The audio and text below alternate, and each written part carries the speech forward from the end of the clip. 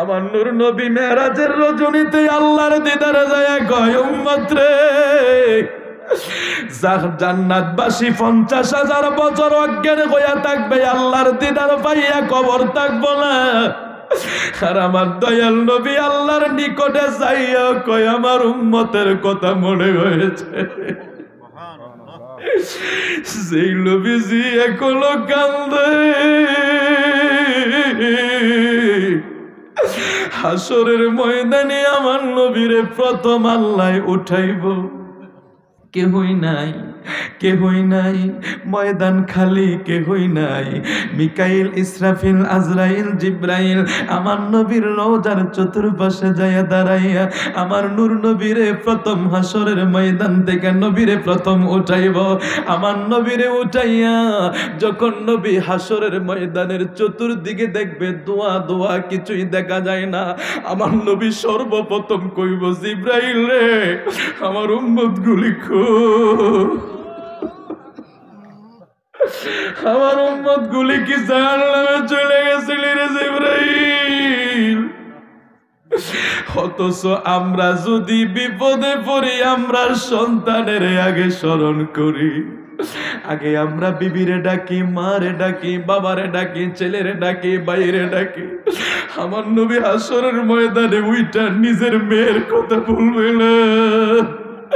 আমার নবী হাসরের ময়দানে উইটা নিজের ছেলের আর সন্তানের ডাকবে না।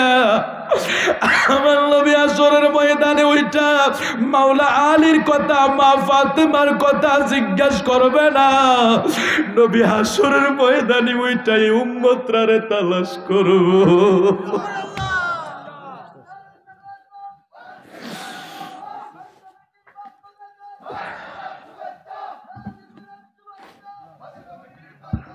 করছি আমার ওই সময় থেকে, কেন আমার 2টা ভাই বিদেশে থাকে, আমি কেন জানি ওই সময় থেকে আমার একটু অন্যরকম ফিলিংস প্রবাসীদের জন্য। এত কষ্ট লাগে যে এরা এত কষ্ট করে, এত কষ্ট করে, এটা আপনি হিসাব করে কুলাইতে পারবেন না। সারাটা দিন রৌদ্র গরমে থাকা যায় না, একটা সেকেন্ড বসার সুযোগ পায় না, মোবাইলটা হাতে নেওয়ার সুযোগ পায় না, ডিউটি আর ডিউটি। কই আপনি, আমরা মিনার তাঁবুতে যখন গেছি, বড় হজে গেছি, তো মিনার তাঁবুতে আপনার চিটাঙ্গের ছেলেরা রান্না করে, চট্টগ্রামের ছেলেরা রান্না করে, তো ওরা রান্না কইরা ছেলেগুলি শোয়ানের জায়গা নাই। তো মিনা যারা হজে গেছেন, তাঁবু না ছোট, একটু একটু জায়গা হাজিরা থাকে। আপনি এইদিকে হইলে একজনের মাথায় আরেকজন, ওখানে তো ধনী গরিব নাই, কত কোটিপতি পায়ের কাছে শুয়ে রয়েছে, তো ফাওগুলি লাগে। ওই ছেলেগুলি আসছে, তো তার সাথে কথা বলতে বলতে দেখলাম যে বাঙালি ছেলে, ওরা বলতেছে হুজুর আপনাদের এখানে একটু শুইব, আপনাদের এখানে একটু শুইব। হাজিদের জায়গা তো অনেক সম্মানী, ওইখানে অনেক সম্মান করে হাজিদেরকে। তো আমার কাছে তো খারাপ লাগছে, ছেলেগুলি সারা রাত হাজার হাজার লোকের ফাঁক করতেছে। ঈদের দিন আমাদের বাংলাদেশে তখন ঈদ চলে, ওই দেশের যেদিন হাজিরা জামরা যায় ওই দিন এখানে ঈদ চলে। তো এই ঈদের দিন ছেলেরা ঈদের খবর নাই, নতুন কাপড়ের খবর নাই, এদের ড্রেস কিসের ড্রেস জানেন? লেবারের ড্রেস গায়ে। আর বাড়িতে গরু জবাই করতেছে, মোবাইলে দেখাইতেছে ছেলেরে বা পরিবাররা দেখাইতেছে। আমি বিশ্বাস করেন আমার চিৎকার চলে আসছে। আমি তো হয়তো 1.5 মাসের জন্য গেছি বা 30 দিনের জন্য গেছি, কিন্তু আমার ভাইটা বছরের পর বছর কোন দিকে ঈদ যায়, কোন দিক দিয়ে সবে কদর যায়, কোন দিকে সবে মেরাজ যায়, কোন দিন সব ঈদুল ফিতর যায়, ঈদুল আজহা যায়, এরা এই অনুভবগুলি করতে পারে না। কারণ এটা সারাক্ষণ ডিউটির ভিতরে থাকা লাগে, সারাক্ষণ এরা কাজের ভিতরে থাকে। আমরা তো দেশে আনন্দ করছি, আজকে সেই রেমিটেন্স যোদ্ধাদের জন্য আমরা প্রাণ ভরে দোয়া করব। আর আমি আপনাদেরকে বিনয়ের সাথে বলবো, আমার মা বোনদেরকে বলবো, ছোট ভাইদেরকে বলবো, কমপক্ষে তাদের সাথে খারাপ আচরণটা করিয়েন না। অনেক প্রবাসী গলায় রশি লাগিয়ে দেয়, গলায় রশি লাগিয়ে দেয়, গলায় রশি লাগিয়ে দেয়। অনেক প্রবাসী এরকম আত্মহত্যা করে ফেলে, সহ্য না করতে পেরে আছে আমাদের দেশে বিহেভ আচরণ করে প্রবাসী ভাইদের সাথে। আর শেষ পর্যন্ত আমাদের রাষ্ট্র তো অনেক সময় সেই বিষয়টাকে ভালোভাবে দেখতে পারে না। কিছুদিন আগে দেখলাম একজন রেমিটেন্স যোদ্ধাকে এয়ারপোর্টের ভিতরে মারধর করছে। হোক সে কিছু অন্যায় করেছে, আপনি তাকে তো বুঝাইতে পারেন বা সেভাবে তাকে সেভ করতে পারেন। সে কিন্তু রেমিটেন্স, তার রেমিটেন্স বাংলাদেশে আসে বলে আপনি এই দেশে কিছু খাইতে পারেন, কিছু করতে পারেন, কিছু আপনি ইম্পোর্ট করতে পারেন। আপনার তাদের প্রবাসীদের রেমিটেন্স যদি না থাকে কিভাবে চলবে দেশ? থাকবে আপনার রিজার্ভ যখন কমে যাবে, আপনি এলসি করতে পারবেন না, মাল আনতে পারবেন না। আপনার দেশের মানুষ আছে, আপনার প্রয়োজন হইলো ধরেন অনেক অনেক 1 গুণ মানে 5 গুণ খাবার আপনার উৎপাদন হয় 1 গুণ, তাহলে আপনি বাকিটা কোত্থেকে আনবেন? নিশ্চয়ই পাশের দেশ বা অন্য দেশ থেকে আপনি আমদানি করতে হবে। আমদানি করতে হলে আপনার কি লাগবে? এলসি লাগবে। এলসি করতে হলে আপনার রিজার্ভ লাগবে। কি রে বাবা, তো এই রেমিটেন্সটা আছে বিদায় তো দেশ বেঁচে আছে। এদেরকে আমরা সম্মান করব। আপনারা কি রাগ করছেন নাকি? ইনশাল্লাহ আজকের ওয়াজ আমি যা করার করে ফেলছি, আর একটু সামনের দিকে করবো। আমাকে একটা সময় দেওয়া হয়েছে, অল্প সময়ের ভিতরে আমি খুব চুম্বক কিছু কথাবার্তা আপনাদেরকে বলবো। কারণ আমাদের SM ইয়াসিন আহমদ আল ওয়াইসি হুজুরকে আমি চিনি, অত্যন্ত ভালো আলোচক এবং খুবই ভদ্র মানুষ, মাশাআল্লাহ। অনেক সুন্দর তাকরীর করবেন, তবে আপনার আসতে হবে। আমাদের ভাইয়েরা ছেলেরা যে একটা প্রোটোকল বক্তা আনা, কি একটা আনন্দ, খুব ভালো লেগেছে। এটা আসলে যদিও আমাদের ভিতরে আল্লাহ অহংকার না আনুক, আমরা চাই না যে আমাদেরকে খুব প্রোটোকল দেখ, কেউ আমাদেরকে রিসিভ করুক বা হুন্ডা তাকবির এগুলি আসলে পছন্দ করি না মন থেকে। ইস্তেগফার পড়তে আসছি, আল্লাহ আল্লাহ তুমি আমাকে ক্ষমা করে দিও। ওরা তাকবির দিচ্ছে, নিজে ইস্তেগফার পড়ছি, কারণ ভিতরে যদি কিছু একটু জায়গা হয়ে যায় সব শেষ হয়ে যাবে। এসে দেখি খুব ভালো লেগেছে, আলহামদুলিল্লাহ। আমাদের যুবক ভাইদের যথেষ্ট চেষ্টা এবং পরিবেশনা অনেক সুন্দর। আল্লাহ সবাইকে কবুল করুক, শিকার ফুরাসি সবাইকে আল্লাহ কবুল করুক, যদি বলি আমিন। আল্লাহ পবিত্র কোরআন শরীফে বলছেন, সুবহানাল্লাযী أسرى بعبده ليلا من المسجد الحرام إلى المسجد الأقصى الذي باركنا حوله لنريه من آياتنا إنه هو السميع البصير। আল্লাহ বলছেন, আমি আমার বন্ধুকে, আমি আমার হাবিবকে রাতের কিছু সময়, রাতের ক্রিয়দাংশ সময়, অল্প সময়ের ভিতরে বাইতুল্লাহ শরীফ থেকে বাইতুল মুকাদ্দাস পর্যন্ত আমি আমার বন্ধুকে সায়ের করাইলাম, আমি আমার বন্ধুকে ভ্রমণ করাইলাম। বাইতুল মুকাদ্দাস পর্যন্ত আমার নবীর ছিল এটা সায়ের, আমার নবীর ছিল এটা ইসরা। কারণ জমিনে হয় ভ্রমণ আর মেরাজ হয় উপরে। জমিনের শব্দ ব্যবহার হয় ভ্রমণ, এই জন্য এটাকে ইসরা বলা হয়েছে। আমার নবীকে আল্লাহ ইসরা করাইলেন, ভ্রমণ করাইলেন রাতের ক্রিয়দাংশ সময়। হুজুর মেরাজ কোনটা? মেরাজ হইল ঊর্ধ্বগমন, যেটা নবী বাইতুল মাকদাস থেকে উপরের দিকে উঠে গেলেন। আমার নবী উঠে গেলেন, আমার নবী উঠতে কোন জায়গায় চলে গেলেন? আল্লাহ কোরআন শরীফে বলে দিচ্ছেন সূরা নজমের ভিতরে, সুম্মা দানা فتدلى فكان قاب قوسين أو أدنى। আল্লাহ বলছেন, আমি আমার বন্ধুকে আমার এত নিকটে নিয়ে আসলাম। আমার সময় হাতে মাত্র 20 মিনিট হাতে। আমি আমার বন্ধুকে এত নিকটে নিয়ে আসলাম। এ দুনিয়ার আলেমরা শুনিয়া লও, ও যারা বিশ্বাস করতে চাও না তারাও নোট করে লও। আমরা বলি আমাদেরকে মানার দরকার নাই, সঠিক দলিলটা মানো, সঠিকভাবে রিচার্জ করো, সঠিকভাবে তাফসির করো। তাফসিরের নামে কাউকে ধোঁকা দিও না, তাফসিরের নামে নবীর উপর কোনো তহমত দিও না, তাফসিরের নামে নবীকে গুনাহগার বানায়া লক্ষ লক্ষ মানুষের সামনে ওয়াজ কইরো না। আমার প্রিয় নবী আকা মাহবুবে খোদাকে আল্লাহ বলে, আমি এমন জায়গায় নিয়ে গেলাম, আমার এত নিকটে নিয়ে গেলাম। সুম্মা দানা ফাতাদাল্লা, আমার বন্ধু আমার এত কাছে চলে আসছে, যখন তীর মারার জন্য ধনুক, তীর দইরা যখন টান মারে, ধনুকের দুই মাথা যেইভাবে আস্তে আস্তে আস্তে আস্তে একটু নিকটবর্তী চলে আসে, তীর যত টানে ধনুক তত কাছাকাছি হইয়া যায়। এই আয়াতের তাফসীরে লেখা হয়, আমার আপনার প্রিয় নবীকে আল্লাহ ওই দিন তার চেয়ে আরো নিকটে নিয়ে গেছে। সুবহানাল্লাহ। এখন এই দেশের মৌলবীরা যখন নবীকে আলিফ বা তার সবক দিতে যায়, আচ্ছা বোকামিন এগুলি। আল্লাহর নিকটে যখন নবী চলে যায়, আর বলুন কোন জ্ঞান নবীর বাকি আছে? আল্লাহর খুদাইত্বের ভিতরে কোন ইলম নবী জানে না সেটা বলেন। আপনি আলিফ বাতা শিখাচ্ছেন রাসূলকে, আপনি বলছেন রাসূল এটা জানে না ওটা জানে না, আপনি লিখছেন, আপনি নোট করছেন যে রাসূল এটা জানে না ওটা জানে না। আপনি কই পাইলেন?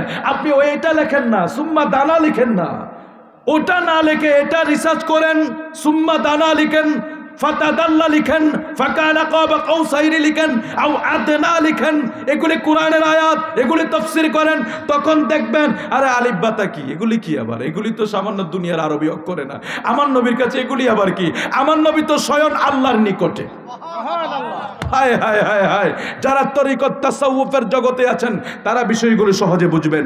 আল্লাহর নিকটে যখন আল্লাহর হাবিব চলে যায়, এটাকে বলা হয় লা মাকাম, মানে কি নাই, কোন মাকাম নাই, কোন মাকাম নাই, সমস্ত সৃষ্টি নবীর কদম মোবারকের নিচে। ও ভাই, সমস্ত সৃষ্টি যখন রাসূলুল্লাহর কদম মোবারকের নিচে, আর কোন জ্ঞান নবীর বাকি আছে? আপনি আমার নবীকে নোট করছেন, নবী এটা জানে না ওটা জানে না, এগুলি পাগলামি না? আর আমাদের জন্য একটু দুঃখের খবর আর কি, আমাদের মাহফিলে তো মানুষ নাই, আমাদের মার্সিডিজ গাড়ি নাই, প্রাডো নাই, এই জন্য আমরা মাহফিল করতে হয় ভাড়া গাড়ি নিয়ে। তো আমরাও যদি সেই দালালিটা করতে পারতাম, দুই একজন যদি আমার নবীর শান একটু গোস্তাই করতে পারতাম, আমিও ভাইরাল, এলাকার মানুষ পাগল হয়ে যেত অমুককে দেখার জন্য। হায় হায় ভাই, নবীর দুশমনকে দেখার জন্য এত পাগল হয়ে গেল মানুষ। আল্লাহ তুমি আমাদেরকে ক্ষমা করে দাও, আমিন বলেন, আমিন বলেন। সাল্লাল্লাহু আলা মুহাম্মাদ সাল্লাল্লাহু আলাইহি ওয়াসাল্লাম, সাল্লাল্লাহু আল্লাহ আল্লাহ আল্লাহ শাফা নসিব, সাল্লাল্লাহু আলাইহি। আল্লাহর হাবিবকে আল্লাহর নিকটে যখন নিয়ে গেলেন, আমার নবী কি দেখলেন? একটা হাদিসে মুবারকা আপনাদের সামনে তেলাওয়াত করছি, আপনারা শুনুন, মুখস্থ নয়। ওয়াকালা রাসূলুল্লাহ, সবাইকে একটু দুরূদ শরীফের চুমা খাইবেন, সাল্লাল্লাহু, মাশাআল্লাহ, কত প্রেমের মানুষ সবাই। রাআইতু রাব্বি আযজা ওয়া জাল্লা ফি আহসানি সূরাতি ক্বালা ফীমা ইয়াখতাসিমুল মালাউল আ'লা কুলতু আনতা আ'লামু ফাওয়াদা কাফফাহু বাইনা কাতিফাইয়া ফাওয়াজাদতু বারদাহা বাইনা সাদিয়াইয়া ফাআলিমতু মা ফিস সামাওয়াতি ওয়াল আরদ। রাওয়াহু তিরমিজি শরীফের হাদিস। আল্লাহর হাবিব সাল্লাল্লাহু আলাইহি ওয়াসাল্লাম বলেন, আমি আমার প্রভুকে অতি উত্তম অবস্থায় দেখলাম, অর্থাৎ অতি উত্তম চেহারায় আমি আমার প্রভুকে দেখেছি। ফেস লাগানোর কোনো সুযোগ নাই। বলে হুজুর, আহলে সুন্নাতের আকীদা হইল আল্লাহর কোনো আকার নাই। এটা ঠিক, এটা আকীদা, আল্লাহর কোনো আকার ধারণ করা যাবে না, নিরাকার। আল্লাহ নিরাকার, লা শারিক, লা তুশরিক বিল্লাহ, কোনো শরীক নাই, কোনো সৃষ্টির মতো আল্লাহ না, আল্লাহই আল্লাহ। জোরে কোন সুবহানাল্লাহ। এখন ফেস লাগতো যদি নবী কইতো উমকের মতো দেখছি, বুঝালেন? আমার নবী কয় রাআইতু রব্বি, আমি আমার রবকে দেখেছি। হায় হায়, রাআইতু রব্বি, আমি আমার রবকে দেখেছি। আযজা ওয়া জাল্লা আহসানি সূরাতি, উত্তম সূরতে।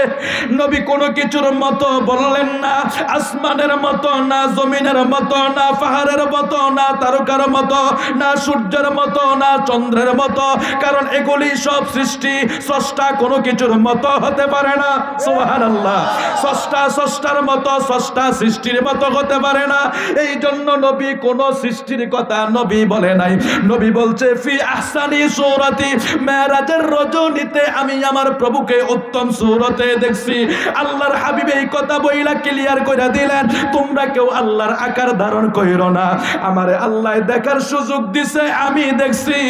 আমারে আল্লাহ যে নুরানি চোখ দিছে, দেখার ক্ষমতা দিছে, এই জন্য দেখতে পারছি। মুসা নবীরে ক্ষমতা দেয় না, মুসা দেখতে পারে না। সুবহানাল্লাহ বলবেন না? মুসা নবী সুইসের গারার নূর নিতে পারে না। ৭০,০০০ নূরের পর্দা তো দূরের কথা, একটু সুইসের গারার নূর মুসা নবী নিতে পারে না। আর আমার আপনার নবীর নূরের পাওয়ার কত ছিল? আমার আপনার নবীর নূরের পাওয়ার কত ছিল?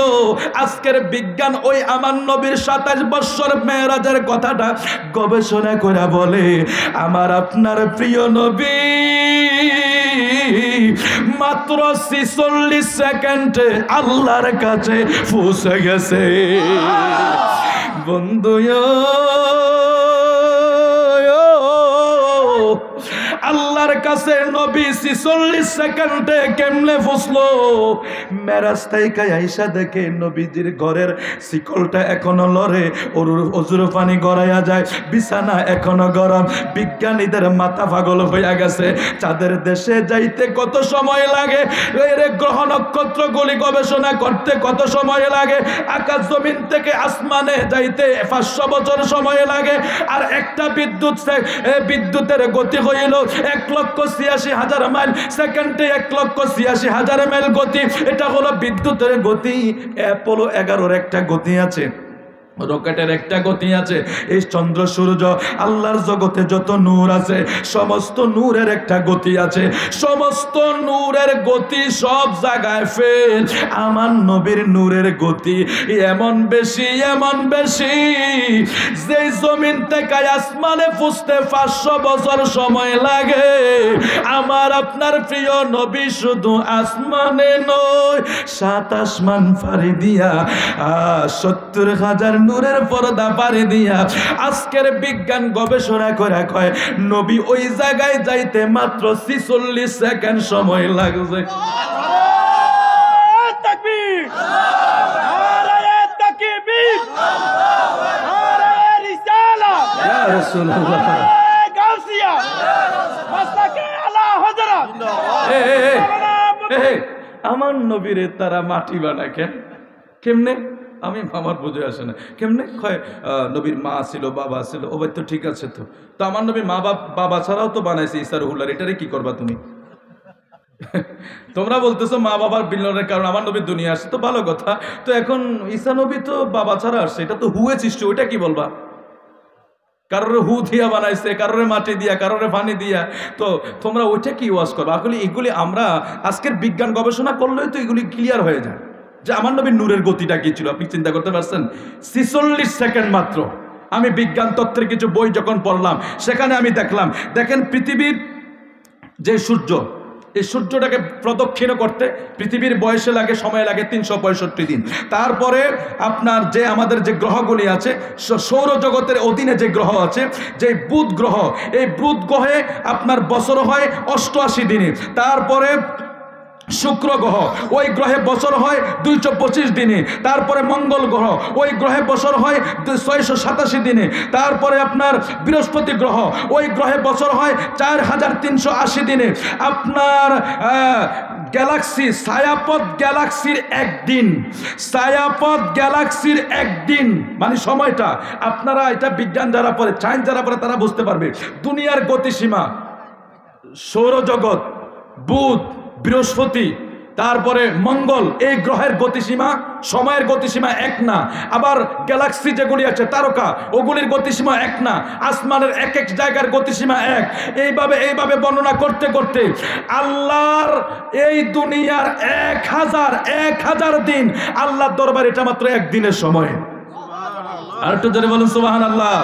এইভাবে বর্ণনা করতে করতে বলা হয়েছে ছায়াপথ যে গ্যালাক্সি আছে, ওই গ্যালাক্সির মাত্র একদিন দুনিয়ার প্রায় 220 মিলিয়ন বছরের সমান।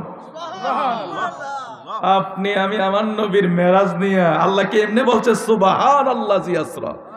আল্লাহ নিজেই কয় এটা আশ্চর্যের বিষয়, আর বান্দা কি কইব? আল্লাহ নিজে আমরা সান্ত্বনা দেয়, তোমরা এটা এত বুঝাবুঝি করতে যাইও না, বেশি বুঝতে গেলে বেঈমান হয়ে যাইবা। আমি নিজেই কই এটা আশ্চর্যের বিষয়, কারণ যেই গ্যালাক্সি, ছায়াপথ গ্যালাক্সির পৃথিবীর একদিন পৃথিবীর হিসাবে প্রায় 200 মিলিয়ন বছরের সমান, ওই জায়গায় মাত্র একদিন। এই জন্য আল্লাহর কোনো কাল আলেমরা বুঝবে, অতীত, বর্তমান, ভবিষ্যৎ, 3টা কাল আমরা ব্যবহার করি কি করি না বলুন? এই 3টা কাল আমাদের জন্য, সৃষ্টির জন্য, স্রষ্টার জন্য না। নাস্তিকরা অনেক সময় প্রশ্ন করে আল্লাহ কখন হয়েছে? এই নাস্তিকদের প্রশ্নটা ভুয়া প্রশ্ন। এই তাদের প্রশ্নকে সমাধান দিতে এইভাবে দিতে হবে যে আল্লাহর তো কোনো কাল নাই, কাল হইল সৃষ্টির। কাল অতিক্রম করে কে? সৃষ্টি। আল্লাহ হলো বর্তমান, আল্লাহ আগেরও বর্তমান, এখনো বর্তমান, ভবিষ্যৎ আল্লাহর বর্তমান। আল্লাহর কোনো অতীত নাই, ভবিষ্যৎ নাই, এই জন্য আল্লাহর কাছে কোনো কাল নাই। আল্লাহ সব সময় একরকম। জোরে কোন সুবহানাল্লাহ, আরো জোরে বলে সুবহানাল্লাহ। এইবার আসুন হাবিবে কিবরিয়া বলছেন, ও শোনো, আমি আমার আল্লাহকে রাআইতু রাব্বি আযজা ওয়া জাল্লা ফি আহসানি সূরাতি, আমি উত্তম সূরতে দেখলাম। নবী গো আর কি দেখলেন? আমার নবী ফরমান, কুলতু আনতা আলামু ফাওদা কাফাহু বাইনা কাতিফাইয়া ফাওয়াজাদতু বারদা বাইনা সাদাইয়া ফাআলিমতু মা ফিস সামাওয়াতি ওয়াল আরদ। আল্লাহর কুদরতি দুইটা হাত আমার দুই কাঁধে যখন রাখলো, আমার ভিতরটা যেন ঠান্ডা ঠান্ডা অনুভব হইল, আমার ভিতরটা যেন ঠান্ডা অনুভব হইল। আমার নবী কয়, ফাআলিমতু মা ফিস সামাওয়াতি ওয়াল আরদ, আসমান জমিনে যা কিছু আছে সব কিছু আমি নবীর সিনায় চলে আসে। আচ্ছা, এই দেশে 1446 হিজরিতে বক্তা যদি নবীর আলিফ বা তার জ্ঞান দেয়, এটা হয় বলুন? এটা হাদিস শরীফের কথা মাওলানা সাহেব, আলিমতু মা ফিস সামাওয়াতি ওয়াল আরদ, তিরমিজি শরীফের হাদিস। আপনি খণ্ডন করতে পারলে আসুন, আপনি জাল প্রমাণ করতে পারলে আসুন, ফালিয়ে দেন এগুলি।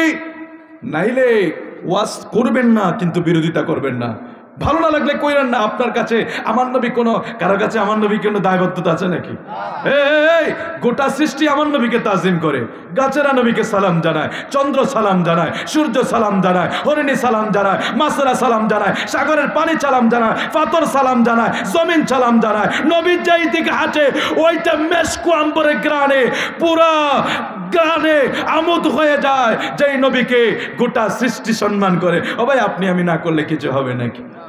আচ্ছা, আমরা আমার নবীকে দাঁড়িয়ে সালাম দিতে কতটা আপত্তি করি না? আমার নবীর রওজা শরীফে সকালে 10,000, বিকালে 10,000 ফেরেশতা আল্লাহ পাঠিয়ে দেন নবীকে সালাম দেওয়ার জন্য। সকালে যেই ফেরেশতাগুলি আসে, বিকালে আসার সুযোগ নাই। আপনি আর আমি যদি কিয়ামত পর্যন্ত নবীকে সালাম না দিই, আমার নবীর কিছু আসে যাবে না।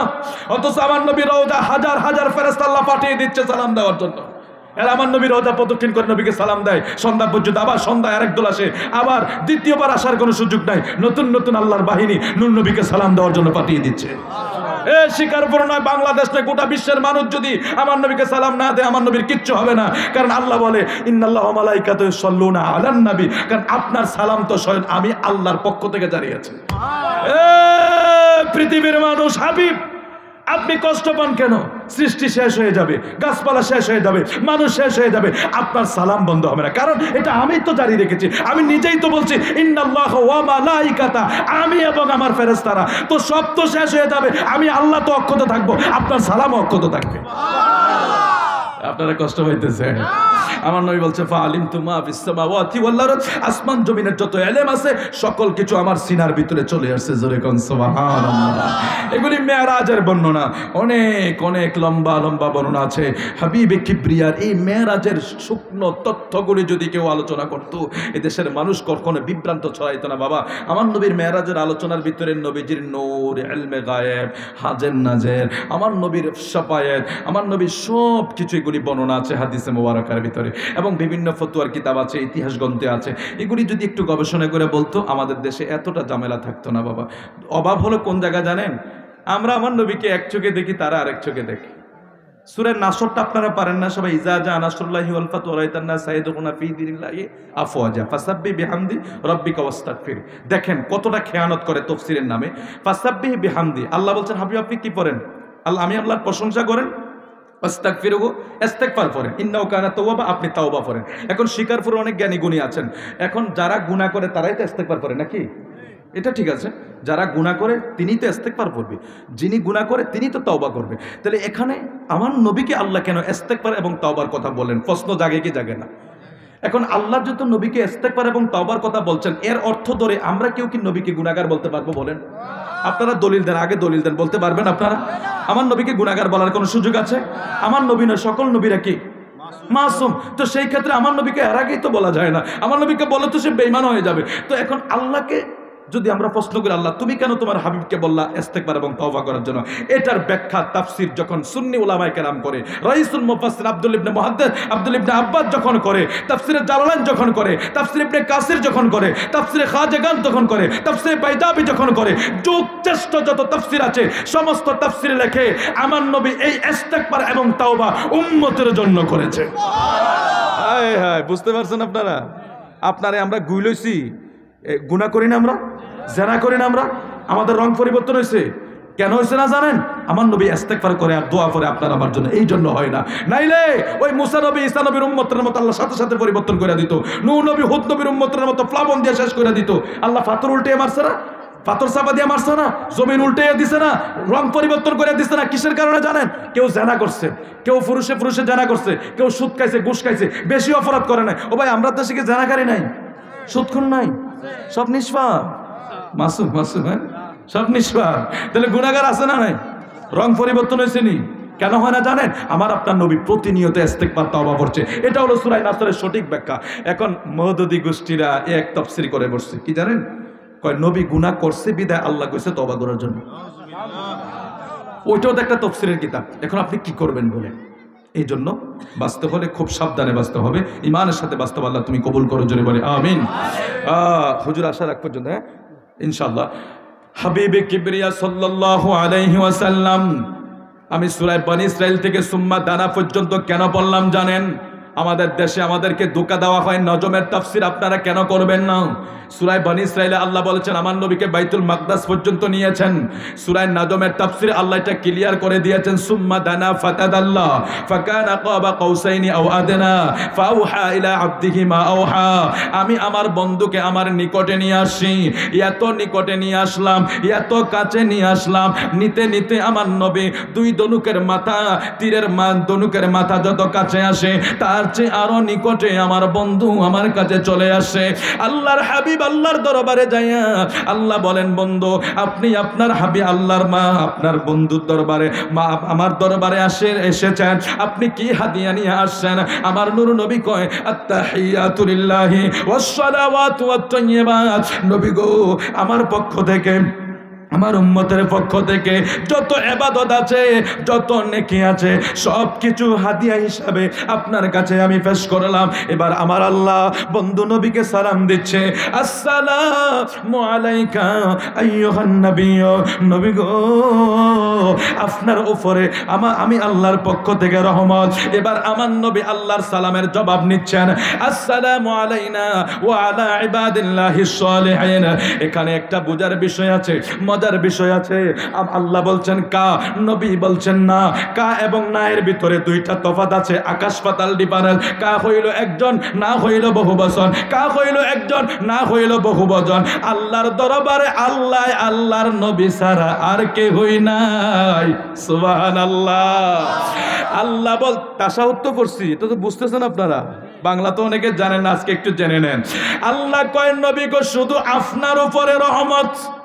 আর আমার নবী জবাব নাই আসসালামু আলাইনা, আমার উপরে রহমত। নবী না কেন বললেন? এই কথার প্রশ্নের জবাব এক সাহাবী আমার নবীকে প্রশ্ন করে বলছে, ইয়া রাসূলুল্লাহ, নবী গো, ও নবী, আপনাকে আল্লাহ যখন আপনার কাছে নিয়ে গেছেন, সেখানে তো কেউই নাই, জিবরিল নাই, মিকাইল নাই, ইসরাফিল নাই, আজরাইল নাই, আল্লাহর আরশের ফেরেশতারা নাই। নবী গো, কেউই নাই, নাই নাই কেউই নাই, এটা তো লামাকাম, আপনি ছাড়া আর সেখানে কেউই নাই। নবী গো, আপনি আলাইনা বইলা ওই জায়গায় কার কথায় আপনার স্মরণ হয়েছে একটু বলবেন নি গো নবী? সাহাবী প্রশ্ন করে, ইয়া রাসূলুল্লাহ, নবী গো,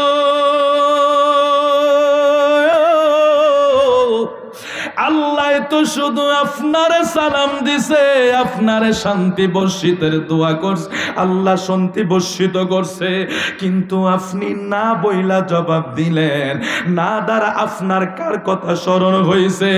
আপনি এমন একজন মাওলার দিদারে গেছেন, যার দিদারে দুনিয়ার খবর থাকার কথা না। জবাব জবাব জবাব। হাসরের ময়দানে বিচার কার্য শেষ হওয়ার পরে আমার আল্লাহ জান্নাতীদেরকে দিদার দিব। ওয়াজ শুনছেন নি আপনারা?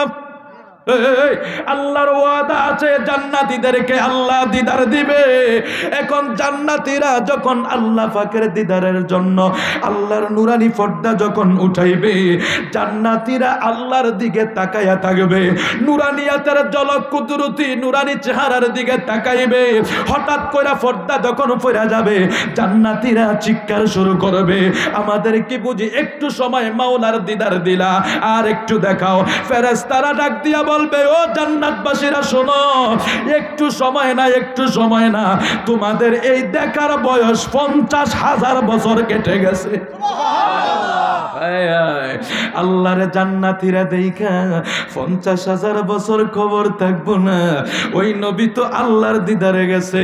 আর এই সাহাবী এই প্রশ্নই করছে, নবী গো, আল্লাহর কাছে যাই আপনি কার কথা স্মরণ করলেন যেখানে আল্লাহরে দেখলে 50,000 বছর খবর থাকতো না? সুবহানাল্লাহ। জান্নাতীরা যেখানে আল্লাহরে দেখলে 50,000 বছর কবর থাকতো না, নবী গো আপনি সেখানে কার কথা স্মরণ করলেন? আমার নবী কয়, সাহাবীরে শোন, আসসালামু আলাইনা না দাঁড়ায় আমি কার কথা স্মরণ করছি জানো? আমি তো কি হয়েছে, আল্লাহর বাড়ি দিদারে গেছি, আমি আল্লাহর দিদারে গেছি, এটা ঠিক আছে, কিন্তু ওইখানে যাওয়ার পরে আল্লাহ বলছে আসসালামু আলাইকা, শুধু আমার উপরে আল্লাহ শান্তি রহমত বর্ষিত করলেন। ওই সময় আমার গুনাহগার উম্মতের কথা স্মরণ হইয়া গেছে। এই দেশের মানুষরে কে বুঝাইবে তোমরার নবী সারায়া বলকে গুলা, নবী সারায়া বলকে গুলে কে বুঝাইবে? লক্ষ লক্ষ মানুষ দেখা যুবকরা পাগল হইয়া যায়, কইডাই সেরা বক্তা, অথচ আমার নবীর দুশমন। আমার নূর নবী মেরাজের রজনীতে আল্লাহর দিদারে যায় কয়, উম্মত রে, জান্নাতবাসী 50,000 বছর অজ্ঞান হইয়া থাকবে, আল্লাহর দিদার পাইয়া কবর থাকবো না। আর আমার দয়াল নবী আল্লাহর নিকটে যাইয়া কয়, আমার উম্মতের কথা মনে হয়েছে। সেই নবীজি এখনো কান্দে। হাসরের ময়দানে আমার নবীরে প্রথম আল্লাহ উঠাইব, কেহই নাই, কেহই নাই, ময়দান খালি, কেহই নাই। মিকাইল, ইসরাফিল, আজরাইল, জিব্রাইল আমার নবীর রওজার চতুর্পাশে যাইয়া দাঁড়াইয়া আমার নূর নবীরে প্রথম হাসরের ময়দান থেকে নবীরে প্রথম উঠাইব। আমার নবীরে উঠাইয়া যখন নবী হাসরের ময়দানের চতুর্দিকে দেখবে, দোয়া দোয়া কিছুই দেখা যায় না, আমার নবী সর্বপ্রথম কইব, জিব্রাইল রে, আমার উম্মত গুলি আমার উম্মত গুলি কি জাহান্নামে চলে গেছিল রে জিবরাইল? অথচ আমরা যদি বিপদে পড়ি, আমরা সন্তানের আগে স্মরণ করি, আগে আমরা বিবিরে ডাকি, মারে ডাকি, বাবারে ডাকি, ছেলেরে ডাকি, বাইরে ডাকি। আমার নবী হাসরের ময়দানে উইটা নিজের মেয়ের কথা বলবে না। আমার নবী হাসরের ময়দানে উইটা নিজের ছেলের আর সন্তানের ডাকবে না। আমার নবী হাসরের ময়দানে উইটা মাওলা আলীর কথা, মা ফাতেমার কথা জিজ্ঞাসা করবে না। নবী হাসরের ময়দানে উইটাই উম্মতরে তালাশ করব।